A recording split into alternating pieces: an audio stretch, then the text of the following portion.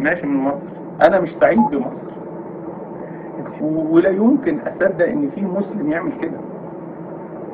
لا يمكن اصدق ولا يمكن ارضى ولا يمكن اوافق. طبعا انا عمري ما قلت غير ان صعد سلمية احمد بيه علي متحدث رئاسة القوات المسلحة هو اللي قطعها من سياقه، وانا قلت الكلام ده على المنصة وقلت كن عبد الله المقتول ولا تكن عبد الله القاتل، ولا يمكن هنسمع ده. انا مش منهجي ابدا. انا الحالة الوحيدة والمرة الوحيدة اللي كفرت حد الرئيس بتاع الكويت اللي شتم السيد عائش 2005 او 2004. انا ما زال ليا جمهوري وما زال ليا شباب ماشيين ورايا وما زال في ناس تسمع كلامي. انا اتمنى كده. اقسم بالله العظيم اقسم بالله العظيم اقسم بالله العظيم انا لست عضوا في جماعه الاخوان المسلمين، ومحدش في الدنيا مصدق الكلام ده. احلف لكم بالطلاق. ما في ناس كتير موجودين انتوا والدنيا كلها والاعلام شايليني حمل وشيله شايليني شيله ما شلتهاش ومش بتاعتي وما عملتهاش. ده اتقالت دلوقتي مني بالشكل ده، اتقال ان هو بيقول كده تحت ضغطه عشان الناس قالت. انا ليا طلب ورجاء الى الان اللي بطلبه من حضراتكم، لو ما كانش موضوع القبض عليا اعلن يا ريت لغايه ما نقعد ونتكلم ونشوف انا ممكن اعمل ايه المرة. انا حضرتك يعني ما حطيتش خطه ولا جدول لايه اللي هعمله، لكن انا كل اللي قررته جوايا ان انا موضوع السياسه ده انا لا شأن ليا بيه نهائي. بعد كده انا هرجع الشيخ صفوت حجازي الداعيه اللي بيبني مصر، مش داعيه بيتكلم في عذاب القبر ونعيمه، لا داعيه الكلمه بتاعته بتبني مصر. هو انتم متخيلين ان انا سعيد ان يبقى في حرب اهليه ولا يبقى في دم ولا يبقى ده انا على يقين، والكلام ده انا قلته ومتسجل. لكن للاسف الشديد احنا عندنا في الاعلام حاجه اسمها الشيطنه الاعلاميه. الشيطنه الاعلاميه دي قرروا ان صفوت حجازي ده يبقى شيطان عشان الناس اللي بتسمعه واللي بتحبه وي تنصرف عنه، يجي يقطع حته ويجي منزلها. ما تكمل، هنستخدم كل اساليب التصعيد السلمي حتى لو وصلت للعصيان المدني. ده الكلام بتاعي. ليه ما زعوش كلمة اللي دايما بقولها على المنصة؟ احنا مش هنقتل وما بنعرفش نقتل. كن عبد الله المقتول ولا تكن عبد الله القاتل. ما بيزعوش الكلام ده ليه؟ فندم صفوت حجازي كلامه موجود على النت وموجود في كل حتة. صفوت حجازي ليه تقفلوا قناة صفوت حجازي؟ صفوت حجازي قناة الشعب ما بقتش شهرين، وكان محمد مرسي والوزراء بيتقطعوا على القناة. زي ما بقول لحضرتك انا خرجتي ديت من بره مصر كان علشان واقفة اعادة كل حاجة، وقلت لحضرتك لو الزمن رجع بينا ورا لا يمكن هقف جنب الاخوان. مش عشان هم ارهابيين ولا بتوع دم، لا عشان هم ما بيعرفوش يشتغلوا وعشان هم ما بيعرفوش يعملوا الحاجة الصح. محمد مرسي رغم ان انا كل الناس متخيلة ان انا بفطر الصبح في بيتي واروح اشرب الشاي مع محمد مرسي، ده كلام غير صحيح. محمد مرسي انا اتفاقي نسبة الاتفاق معاه لا تتجاوز 30% ونسبة الاختلاف فوق 70%. محمد مرسي انا بعت له رسالة يوم الخميس اللي كان قبل المؤتمر بتاع سوريا، بقترح عليه الحل بتاع المشكلة بتاع 30/6. بقترح عليه الحل، قلت له يا ريس يا اما نعمل استفتاء على الرئيس يا اما تعمل انتخابات رئاسية مبكرة مع الانتخابات البرلمانية يا اما تعمل انتخابات برلمانية مبكرة وبعديها بشهر تعمل انتخابات رئاسية او البرلمان. حاجة الرابعة، انا يوم الخميس اللي قبل مؤتمر سوريا اللي كان في الاستاد انا باعت لمحمد مرسي رسالة على SMS وهو بيقرأ رسائلي وبيرد عليا، ورد الرسالة وصلت وسننظر فيه. يا اما نعمل استفتاء على الرئاسة، اقسم بالله العظيم ده رأيي. اولا انا بعت له كلام للاسف الشديد معرفش ممكن تجيبوا الرسالة من بطريقتكم على الموبايل 0100 بعتها له من رئيس تليفوني. لازم يبقى في حكومة انتقالية يوافق عليها كل الناس؟ لازم يبقى فيه تعديلات دستورية؟ لازم يبقى فيه لجنة مصالحة؟ اما بالنسبة لموضوع الرئاسة، موضوع الرئاسة اختار واحدة من الآتي: يا نعمل استفتاء على الرئاسة عاوزيني ولا مش عاوزيني، يا اما نعمل انتخابات برلمانية ومع الانتخابات البرلمانية يبقى في انتخابات رئاسية، او استفتاء مع الانتخابات البرلمانية، او ان انت تعمل انتخابات برلمانية والدستور بيقول ان البرلمان من حقه يعزل رئيس الجمهورية، فيبقى نعمل انتخابات برلمانية وبعديها بشهر وفقا لما يراه البرلمان يا اما تبقى في استفتاء يا اما يبقى في انتخابات رئاسية مبكرة. والكلام ده انا قلت انا مش ضد عزل محمد مرسي ولا محاكمته ولا محاسبته. مفيش حد من البشر فوق المحاكمة ولا المساءلة ولا المحاسبة، لكن انا ضد الطريقة اللي تم بيها العزل. ما الدستور فيه مادة بتقول ان البرلمان من حقه يعزل رئيس الجمهورية ومن حقه يحاسبه ويحاكمه. يعني انا مش غضبان لمحمد مرسي، انا نفسي مصر ليه نعمل كده؟ ليه نعمل كده؟ كنت اتمنى وبعت.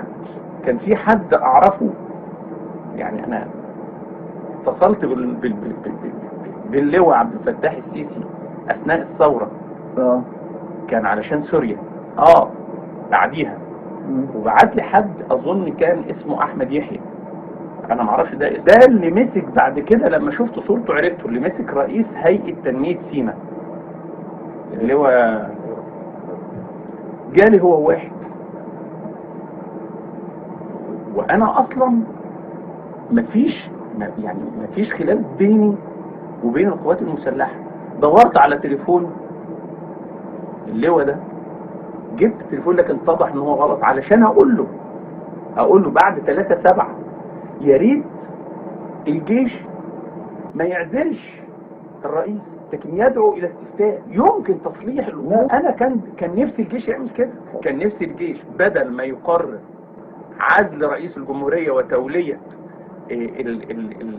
رئيس المحكمة الدستورية، رأينا تشكيل لجنة للاستفتاء على استكمال رئيس الجمهورية لمدته تحت رئاسة رئيس المحكمة الدستورية.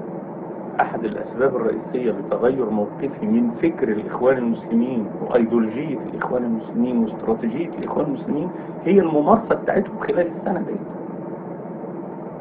هي الممارسة. يعني أنا هقول حاجة وحيدة، مثلا مثال، أنا عارف إن مستشار الرئيس الشؤون الأمنية اسمه المهندس أيمن هدهد. مين ده؟ إيه مقوماته؟ يعني إيه مهندس يبقى مستشار الرئيس الأمني؟ يعني إيه؟ ده حتى لو أنت عاوز حبايبك ما عندكش حبيب من حبايبك ضابط سابق، لا طبعا بالتأكيد النسبة الكبيرة ما نفذت، لكن مش هو ده اللي أقدر أقيس بيه. أنا أقدر أقيس على ايديولوجية واستراتيجية. انتوا يعني خليني اقول لحضرتك الجيش في مشكلتين زي ما قلت لحضرتك. طريقة عزل الرئيس، انا واحد من الناس كراجل مدني مش موافق عليها. الحاجة التانية موضوع تمرد. انا راجل في ميدان التحرير، انا ابن ميدان التحرير.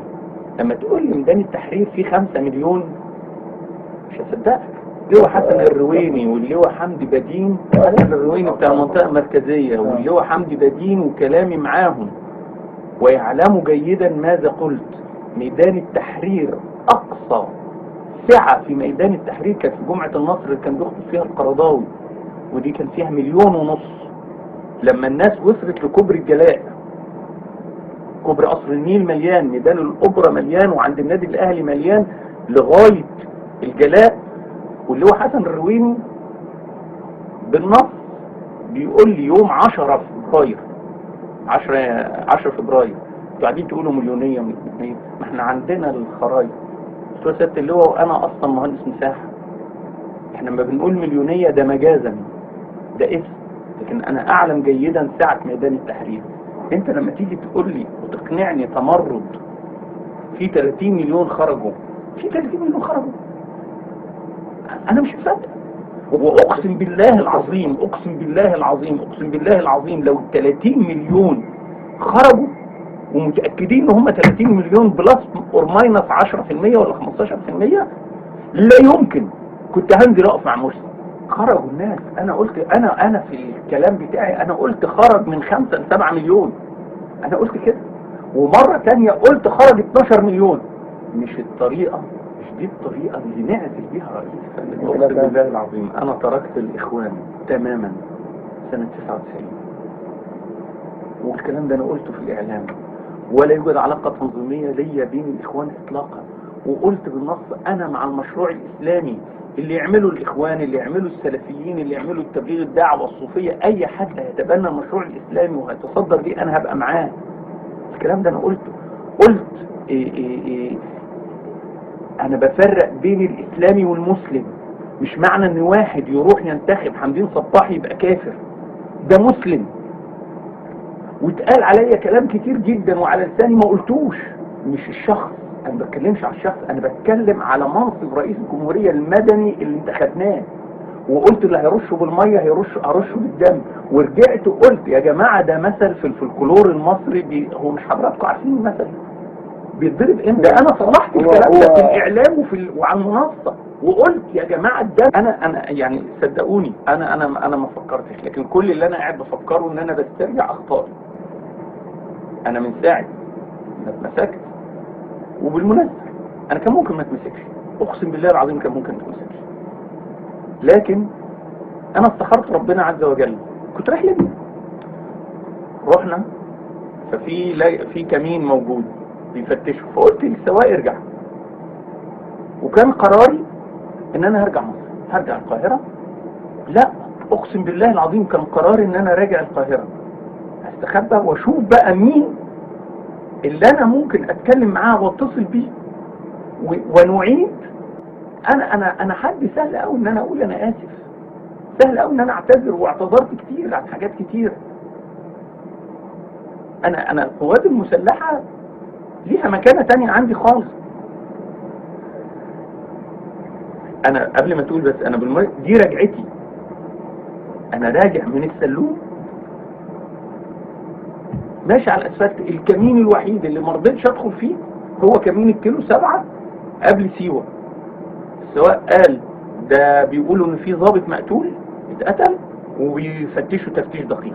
انا جيت راجع، قلت له ارجع يا ابني، هرجع. اللي في نيتي ان انا هرجع مطروح، ابيت في مطروح والصبح، او يعني ارجع مطروح اشوف وسيلة للعودة للقاهرة، اشوف انا ممكن اقابل مين. ما انا اعرف ناس كتيرة قوي، اعرف ناس كتيرة موجودين. انا اخر واحد مشي من رابعة. انا حضرتك واقف على المنصة، انا مصدوم في رابعة، مصدوم. حضرتك حجم الدماء وحجم القتلى مش 300 ولا 500.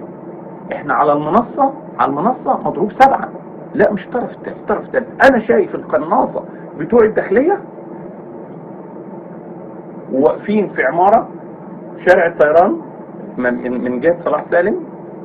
الامن بدأ يضرب، يفض الاعتصام لغاية ما وصل قريب الميدان، وبقى الامن هو المحاضرة. هو ميدان التحرير ما كانش فيه سلاح، وكان فيه سلاح وكان فيه قناصة وكان فيه كل حاجة. لكن في فرق ان انت تبقى انت كمسؤول او مشارك في هذا الامر، وان انت ما تعرفش تك منظار وشايف. لان انا عارف مسجد الفتح في ناس اعتصموا خلاص، دي قصة.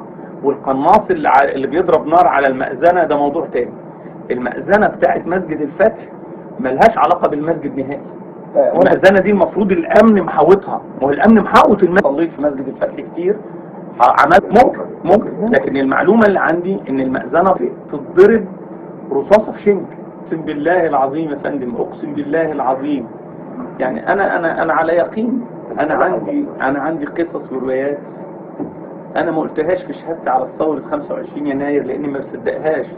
اما يخرج شباب من الشرطة العسكرية وهم مضروبين ومعمول ما بصدقهمش. اقسم بالله العظيم ما صدقتهم، ورحت اللي هو حمدي بدين قلت له يا فندم الناس بتيجي تقول قلت له يا فندم الناس بتيجي تقول كذا كذا كذا كذا، ارجوكم راجع الكلام ده. بالمناسبة انا الشباب بتوع ميدان التحرير بسبب موقف كان في ناس سمعوه من اللواء حسن الرويني في مسألة فض البركات، انا ما رضيتش اروح اشهد لان انا ما بحبش الجيش المصري يتهم.